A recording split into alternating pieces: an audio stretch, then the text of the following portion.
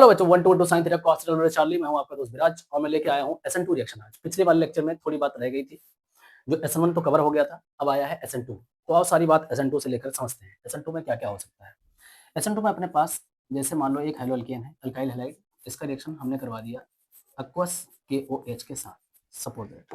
तो इसमें होगा क्या कि K plus OH minus, aqueous है तो ये आयंस में टूट जाएंगे और ये बनेगा न्यूक्लियोफाइल, ठीक है। और यहाँ पे कोई ना कोई अच्छा सॉल्वेंट मैंने यहाँ ले लिया, डाइमिथाइल फॉर्माइल। अभी मैं सॉल्वेंट के बारे में बात कर लूंगा। तो कोई ऐसा सॉल्वेंट होना चाहिए जो पोलर क्या होना चाहिए, एप्रोटिक होना चाहिए, पोलर एप्रोटिक सॉल्वेंट, ठीक है। तो ये अच्छा फेवर कराता है SN2 रिएक्शन को। ये पूरा न्यूक्लियोफाइल इसको अल्काइल हाइड्राइड पे बैक साइड से अटैक करता है, तो यहाँ पे बनती है एक अच्छी ट्रांजिशन स्टेट। अब बनाया जाए, देखो यहाँ पे पूरा हाइड्रोजन ऐसे लिख लो, इसमें धीरे धीरे डॉट डॉट डॉट करके एक्स निकल रहा होगा और इधर साइड से ये न्यूक्लियोफाइल अटैक कर रहा होगा। मतलब एक्स माइनस इधर एक न्यूक्लियोफाइल निकल रहा होगा और एक न्यूक्लियोफाइल अटैक कर रहा होगा। तो इसी को बोलते हैं न्यूक्लियोफिलिक सब्स्टिट्यूशन रिएक्शन, ठीक है। और यहाँ पे दो मॉलिक्यूल इन्वॉल्व है, एक तो यहाँ से अटैक कर रहा है, एक वहां से निकल रहा है, ठीक है। तो यहाँ पे ये बात आ जाती है कि ये बाई मॉलिकुलर है, बाई मॉलिकुलर, ठीक। और यहाँ पे जो स्टेट बनी है इसको बोलते हैं ट्रांजिशन स्टेट, ट्रांजिशन स्टेट। और ये बहुत ही कम समय के लिए बनती है, लगभग 1 माइक्रो सेकेंड यानी कि 10⁻⁶ सेकंड के लिए बनती है। और जैसे इस पे अटैक करता है वो निकल जाता है, एक ही स्टेप में हो जाता है, वन स्टेप में। तो जैसे हमने कार्बोकैटायन में बताया था कि उसमें 2 स्टेप होती है। पहले कार्बोकैटायन बनता है, ठीक है, मतलब एथेनॉल में हमने देखा था कि उसमें कार्बोकैटायन बनता है, उसके बाद अटैक होता है। तो वो 2 स्टेप में होता है, पहला स्टेप स्लो, दूसरा फास्ट। ये एक ही स्टेप में हो जाएगी फास्टर। जैसे एक्स यहाँ से निकलेगा, इसके साथ ये बन जाएगा। देखो बनेगा क्या, प्रोडक्ट ध्यान से देखो यहाँ पे, इस वाले में क्या हो गया, यहाँ पे ROH यानी अल्कोहल बन गया, प्लस ये X और इसके साथ K के साथ चला गया, क्या बन गया, KX, ठीक है। तो ये बन गया, आपने देखा कि एक ही स्टेप में हो गया। अब इसमें जो बात इन्वॉल्व है वो सारी बात हम वन बाय वन करके लिखेंगे, जो SN2 के बारे में, मतलब उसकी मेन कैरेक्टरिस्टिक्स को शो करते हैं। हम कैसे पहचाने कि इसमें SN2 हो रही है, तो क्या क्या बात होनी जरूरी है। तो यहाँ पे आप लिखोगे कैरेक्टरिस्टिक्स ऑफ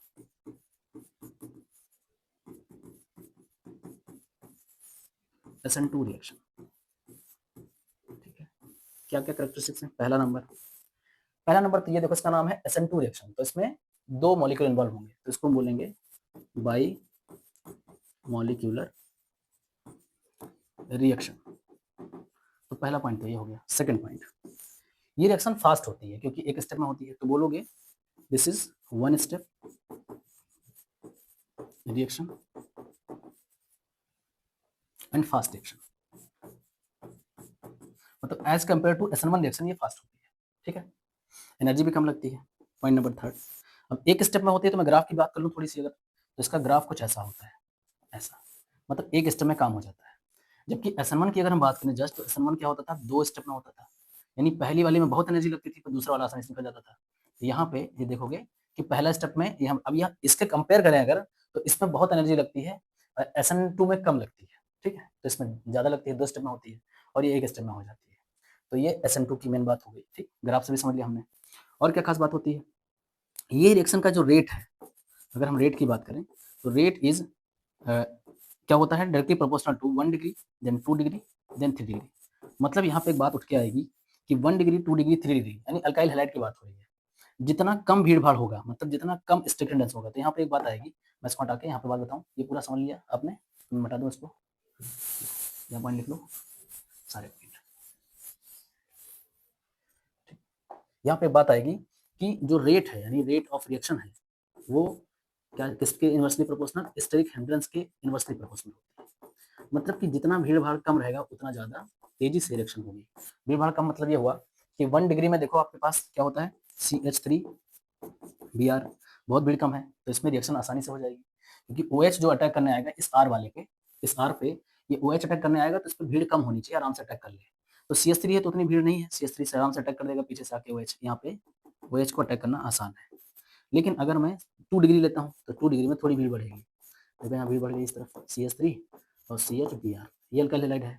अब OH आएगा तो इधर फंस जाएगा, किसी तरफ उसको अटैक करने में दिक्कत होगी, ठीक है। तो भीड़ बढ़ी तो रिएक्शन स्लो हो जाएगी। और 3 डिग्री में तो 3 आ जाएंगे चारों तरफ से, है ना। 3 डिग्री में इधर भी आ जाएगा, CH3, CH3 और CH3, तीनों तरफ से आ जाएंगे। तो यहाँ पे और ज़्यादा दिक्कत होगी OH को अटैक करने में, तो ये प्रॉब्लम बढ़ेगी इसको। तो इसलिए स्टेरिक हिंड्रेंस की बात ये होती है, जितना कम अल्काइल हैलाइड में भीड़ भाड़ होगी उतना तेजी से रिएक्शन होती है। तो इसलिए फेवर करती है 1 डिग्री, 2 डिग्री, 3 डिग्री। 3 डिग्री पे लगभग लगभग ना के बराबर SN2 शो होने लगती है।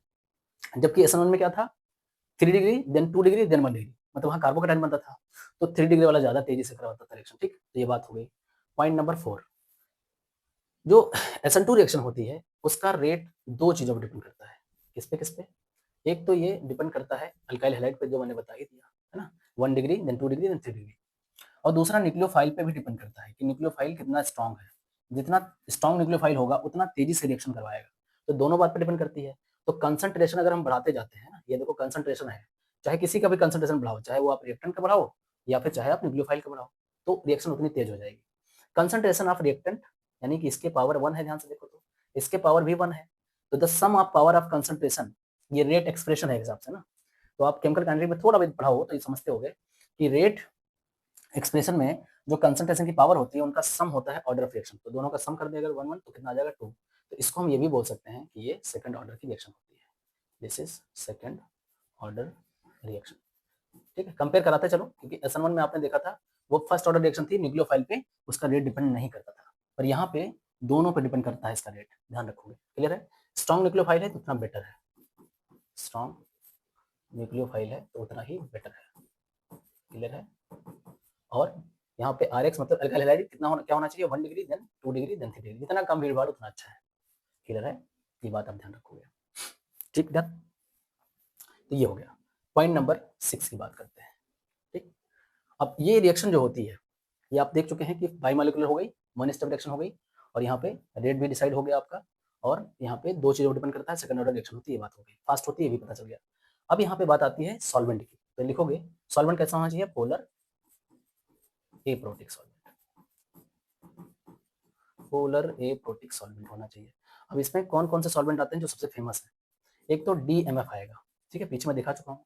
डाई मिथाइल फॉर्माइल कैसे बनता है, CH3NCH3 और इस पे लगा होगा CHO, डाई मिथाइल फॉर्माइल। एक आता है DMSO, कभी कभी DMS लिखा होगा पर DMSO भी होता है, डाई मिथाइल सल्फोक्साइड। क्या होता है ये, CH3C, यहाँ पे S होगा, sorry, S double bond O और CH3, डाई मिथाइल सल्फोक्साइड। और एक होता है एसीटोन, ये तो आपने देखा ही होगा, सबसे famous acetone, CH3C double bond O CH3। तो SN2 में अगर ऐसे सॉल्वेंट नजर आते हैं आपको, ठीक है, बाकी सॉल्वेंट की और सारी कहानी हम लोग GOC के अंदर समझेंगे, ठीक, तो उसको मैं बहुत डिटेलिंग के साथ वहां समझाऊंगा। बाकी यहाँ नॉर्मली ये तीन बहुत फेमस है, इनको ध्यान रखो, DMF, DMSO, एसीटोन, ये आपको अक्सर दिखेंगे, तो आप तुरंत जज कर लोगे कि SN2 रिएक्शन होने वाली है तेजी से, ठीक है। तो उसमें न्यूक्लियोफाइल अटैक करेगा बैक साइड से, और यहाँ प्रोडक्ट जो बनेगा वो इन्वर्जन बनेगा। तो पॉइंट नंबर 7 अगर हम लिखें, इसको हटा दें, पॉइंट नंबर 7 लिखें, ठीक है, क्लियर है? सारी बात लिख लो और SN1 से कंपेयर भी करा लो। SN1 में आपने देखा था कि रेसिमाइजेशन होता था, ठीक है, क्या होता था, रेसिमाइजेशन। यहाँ पे इन्वर्जन बनेगा, इन्वर्जन प्रोडक्ट हमेशा इन्वर्जन बनेगा, ठीक। जैसे इसका बना दिखाते हैं 3D में तो ज्यादा बेटर रहेगा। पॉइंट नंबर 6 और 7 लिख लो, इन्वर्जन प्रोडक्ट फॉर्म कैसे बनता है देखो। जैसे मान लो अपने पास यहाँ पे CH3 है, C2H5 और यहाँ पे कोई ग्रुप लगा हुआ है, मान लो Br लगा है अपना, क्योंकि अल्काइल हैलाइड होगा, ठीक है। और इसके बाद में यहाँ पे जो रिएक्शन होने वाली है, ये मान लेते हैं यहाँ पे कोई बेच पे लगा हुआ ग्रुप है, जो कि अपने पास है, चलो मान लेते हैं क्या है, फिनाइल यानी C6H5।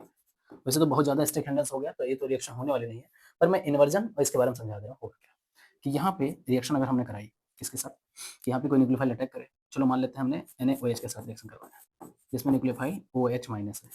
अब OH माइनस अटैक करने आएगा तो ये कहाँ अटैक करेगा, ये हमेशा बैक साइड से अटैक करता है, तो इसको अटैक करना होगा इस साइड से, ठीक है, ये इस साइड से अटैक करेगा यहाँ पे, इस सेंटर पे, ठीक है, और ये निकलेगा एक ही स्टेप में, जैसे इधर अटैक कर रहा होगा AOH, इस पर अटैक कर रहा होगा, सेम टाइम पे यहाँ से Br निकल रहा होगा, ठीक है। तो इसका इन्वर्जन प्रोडक्ट बनता है, यानी ये बनेगा कुछ ऐसा, CH3 और यहाँ पे ये चीज़ ऐसी बनेगी,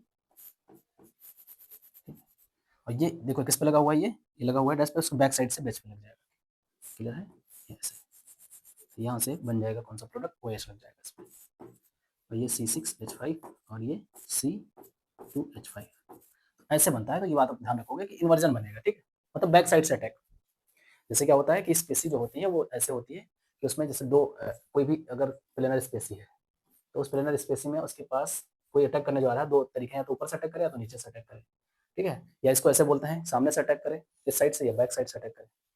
तो वही चीज़ है कि यहाँ पे या तो इधर से अटैक करे तो रिटेंशन हो जाएगा, बैक साइड से अटैक करे तो इन्वर्जन हो जाएगा, या इसी मॉलिक्यूल को अगर हम घुमा दें ऐसे, है ना, ऐसे, तो कहेंगे वो अप साइड से अटैक कर सकता है, डाउन साइड से अटैक कर सकता है। तो बात वही है ना, इन्वर्जन और रिटेंशन दोनों बनता है SN1 वाले में, क्योंकि वहाँ पे कार्बोकेटायन बनता है और क्या होता है, कायरल कार्बन होना चाहिए। यहाँ पे देखो आपके पास इन्वर्जन ही बनेगा बैक साइड से ना, अगर Br यहाँ लगा है तो Br के अपोजिट साइड लगेगा OH, इन्वर्जन बनता है बेसिकली। क्लियर है, हटाया इसको, ठीक। तो ये बात हो गई सारी SN2 की, SN2 की, ठीक। बहुत अच्छे से ध्यान रखोगे, बाकी इसके वेरिएशंस और इसकी सारी बातें हमें समझ में आती हैं जब हम क्वेश्चन करते हैं अच्छे से तब। देखो इसके कुछ हम फेमस क्वेश्चन ले लेते हैं जो बड़े वायरल हैं। जैसे मान लो हमने किसी अल्काइल हैलाइड का रिएक्शन करवाया, किसके साथ, KCN के साथ करवाया, KCN के साथ। अब यहाँ पे मैंने डाल दिया एसीटोन, रिएक्शन फास्ट होगी एसीटोन में, क्योंकि एसीटोन क्या करता है, SN2 को फेवर करवाता है। तो यहाँ से क्या होगा, K प्लस CN माइनस, ये इलेक्ट्रॉन खींचेगा, इस पर आएगा हल्का सा माइनस, इस पर हल्का सा प्लस, ठीक है, ये बेसिक बैक साइड से इस पर अटैक करेगा, तो यहाँ से बन जाएगा RCN, ठीक, और प्लस क्या बन जाएगा KX, सही है, ऐसे बना दो, कोई दिक्कत नहीं है, ये हो गया। अच्छा दूसरा यहाँ पे देखो बड़ा फेमस है ये RX, अब इसका रिएक्शन सेम हम करा दें AgCN से, तो बहुत ही फेमस है। यहाँ पे होता क्या है कि H प्लस CN माइनस, ये पोलराइज नहीं हो पाता, इनके बीच में कोवेलेंट बॉन्ड होता है, तो ये बॉन्ड आसानी से नहीं टूटता Ag और CN के बीच में, ठीक है। यहाँ ध्यान देना आराम से, जैसे यहाँ पे CN टूट गया तो CN ने अटैक कर दिया पूरा, यहाँ पे ऐसा प्रोडक्ट बनता है, ये बहुत इंपॉर्टेंट, ध्यान देना, यहाँ पे उल्टा प्रोडक्ट बनेगा जिसको बोलेंगे NC, ठीक। अब सोचोगे यहाँ पे CN बना है, यहाँ NC बन गया, ऐसा क्या हुआ, ठीक, और यहाँ AgX। अब इसमें कई बात आती है, बोर्ड में तो अक्सर पूछा जाता है। अब यहाँ समझो पहले ध्यान से, Ag और CN ये ट्रिपल बॉन्ड ऐसा है, होगा क्या कि यहाँ पे अटैक करने की जो साइड है, अटैक करने के लिए पहली बात तो ये बॉन्ड जो है कोवेलेंट बॉन्ड है और ये आसानी से टूटता नहीं है, यहाँ पे कोवेलेंट बॉन्ड, ठीक है, यहाँ पे आसानी से नहीं टूटता, तो इसको इस साइड से अटैक करना पड़ता है N वाली साइड से, और जब N वाली साइड से ये इसके ऊपर अटैक करता है तो ये तो टूट के निकल जाता है, ठीक है, फिर बाद में धीरे धीरे ये भी वीक होने लगता है तो Ag प्लस यहाँ से निकल जाता है, Ag प्लस AgX बन जाता है, कोई दिक्कत नहीं है। तो N साइड से इसको अटैक करना पड़ता है, ये बॉन्ड आसानी से पोलराइज नहीं हो पाता है, ठीक है, कोवेलेंट बॉन्ड जो होते हैं वो किसी भी सॉल्यूशन के अंदर आसानी से पोलराइज नहीं होते हैं। आयनिक बॉन्ड तो पूरी तरह से टूट जाते हैं, जैसे आयनिक बॉन्ड था ये, तो आसानी से K plus CN minus attack होगा तो C के पास इसके बाद C से अटैक करने मौका था, अटैक कर दिया। पर यहाँ पे क्या होता है, Ag और CN के बीच में जो बॉन्ड है वो स्ट्रॉन्ग रहेगा, नहीं टूटेगा आसानी से, तो N साइड से उसको अटैक करना पड़ेगा, इस वजह से ये बनता है, ठीक है, ये ध्यान रखोगे। रीजन इसका ही लिख लोगे कि यहाँ पे क्या होता है, मेनली क्या कहोगे, कोवेलेंट बॉन्ड की जैसा हुआ है, रीजन इसका लिखोगे due to mainly covalent bond, due to mainly covalent bond. तो ऐसी बात आएगी ना, AgCN आ जाए या फिर KCN आ जाए, तो इन दोनों में थोड़ा सा डिस्टिंग्विश करके अच्छे से देख लेना, बहुत ही इंपॉर्टेंट है। बढ़े आगे, आगे बढ़े, चलो नेक्स्ट ले लेते हैं, नेक्स्ट। ये सारी बातें हैं, अभी जैसे सब आगे बढ़ोगे तो बहुत इंपॉर्टेंट ये आपको नजर आएगी, SN1 SN2 E1 E2। तो SN1 हम ऑलरेडी अच्छे से पढ़ चुके हैं, पर उसके अभी क्वेश्चन करना बाकी है, ठीक है। अब इसको कवर करने के बाद अगला जो लेक्चर होगा वो सिर्फ क्वेश्चन का होगा, जिसमें SN1 SN2 एकदम पूरी तरह से एकदम क्रिस्टल क्लियर हो जाएगी कि किस क्वेश्चन में क्या लगाएं और प्रोडक्ट हमें क्या मिलेगा, बहुत अच्छे से क्लियर हो जाएगा। तो देखो यहाँ पे कुछ एग्जाम्पल और ले लो, जैसे ये देखो बहुत फेमस रिएक्शन है, मैं इसी में ले लेता हूँ कि कोई अल्काइल हैलाइड है, इसका रिएक्शन मैंने करा दिया सोडियम अल्कोक्साइड, इसको बोलते हैं सोडियम अल्कोक्साइड, ये नाम याद रखना, सोडियम अल्कोक्साइड। अब सोडियम अल्कोक्साइड रिएक्शन कराओगे और यहाँ पे ड्राई ईथर डालोगे, ठीक है, कोई सॉल्वेंट डाल दो DMF वगैरह ताकि SN2 अच्छे से हो जाए। अब यहाँ वो होगा क्या, देखो यहाँ से, यहाँ पे जो न्यूक्लियोफाइल है वो RO है, ठीक है, RO क्या करेगा, इसको बैक साइड से अटैक करेगा, यहाँ से ये बॉन्ड धीरे धीरे ब्रेक होगा और इसके साथ Na के साथ ये चला जाएगा। तो देखो यहाँ ध्यान से क्या बन गया, ROR, उधर बन गया NaX, ठीक है, ये जो बना है इसको बोलते हैं ईथर, ईथर। और ये बहुत ही फेमस नेमिंग रिएक्शन भी है, इसका नाम है Williamson synthesis reaction, Williamson ether synthesis reaction बोल सकते हो क्योंकि इसमें ईथर बनता है, तो ये बड़ी फेमस रिएक्शन है, नेमिंग रिएक्शन है। अब इसमें खास बात नोट कर लो, क्योंकि आप पढ़ोगे अल्कोहल फिनोल ईथर के अंदर, पर ये बात यही से नोट करते हुए चलो ज़्यादा बेटर है। ये बात ध्यान रखोगे कि जो अपने पास यहाँ हेलो अल्केन होना चाहिए, यही इंपॉर्टेंट पॉइंट है ये हमेशा 1 डिग्री होना चाहिए अगर आपको ईथर बनाना है तो, ठीक है? 2 डिग्री 3 डिग्री पे नहीं होगा, अगर बढ़ाओगे तो एलिमिनेशन रिएक्शन होकर के एल्कीन बना लेगा, इस बात को नोटिस करके रखना, ठीक है? तो हमेशा 1 डिग्री रखोगे। हाँ, ये वाला R ग्रुप जो दिख रहा है आपको, जो सोडियम अल्कोक्साइड के अंदर है, ये ग्रुप आप कुछ भी ले सकते हो। 1 डिग्री, 2 डिग्री, 3 डिग्री या फिनाइल ले लो C6H5, कोई दिक्कत नहीं है। तो इसके साथ ये रिएक्शन हो जाएगी, बट ये हमेशा 1 डिग्री होना चाहिए, बात बिल्कुल नोट करके लिख लो। और ये इससे जो क्वेश्चन बनता है वो इसी से बनता है और कुछ कोई क्वेश्चन नहीं बनता है, कि अपने पास जो हेलो एल्केन का R होना चाहिए, वो 1 डिग्री ही होना चाहिए, ठीक है? नहीं तो वो एलिमिनेशन रिएक्शन हो जाएगी, नोट कर लो, ठीक है? ये SN2 को फेवर नहीं करेगी फिर। अभी ये SN2 को फेवर कर रही है, कोई दिक्कत नहीं, क्योंकि यहाँ पे 1 डिग्री हमने मान लिया है। जैसे ये 1 डिग्री से ऊपर जाएगा, तो ये SN2 को ना फेवर करते हुए किसको फेवर करेगी? एलिमिनेशन रिएक्शन को, यानी E2 रिएक्शन को फेवर करना स्टार्ट करेगी। क्लियर है? क्लियर? तो वेरी वेरी इंपॉर्टेंट, ठीक है? बहुत ही इंपॉर्टेंट विलियमसन सिंथेसिस रिएक्शन है। बाकी अल्कोहल फिनोल ईथर में इसकी बात होगी। चलो आगे बढ़ें। तो ये हो गया।